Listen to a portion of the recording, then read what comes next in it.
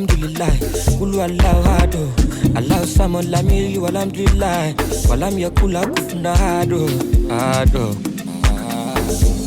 saddex habeen mahurdin wabilakhiir waa soo saarnay fanaanka heesta oo kusoo darsaday fanaankan waaye fanaan caan waa la wada yaqaano asaagiyaal. Assalaamu calaykum waraxmatullaahi wabarakaatuhu.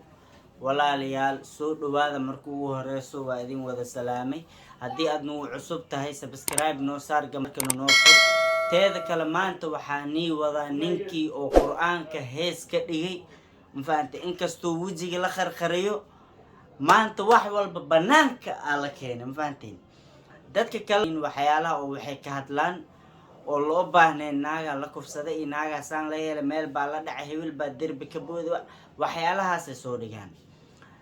aniga janaalkayga inkastoo reaction iyo barnaamijyadaas oo waxaas aniga aan dhigi jirin oo waxyaalahan aan kasoo hadli jirin, maanta waxaa isoo kiciyay dhiiga iyo diinteeda ay soo kicisay.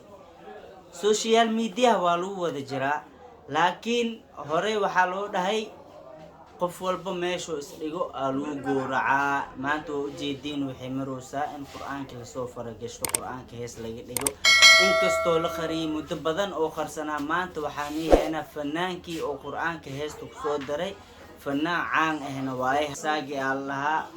waa kana beejkiisa heestana inta ugu horeyso luuqadiisa kusoo heesay, qaybta ugu dambeyso oo wuxuu kusoo daray qul huwa allahu axad allahu samad si loo fahmay.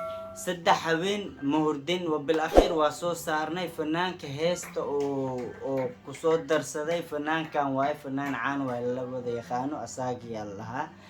heestan waxaa geesin qaybta u dambeysa fiir qul huwa allahu axad allahu samad oo kusoo daray mafahanteen. waa kana ila wada maqla. Alhamdulillah, Kulu Allahu Hado, Allah Samad Lamili Walhamdulillah, Walam Yakula Kufna Hado.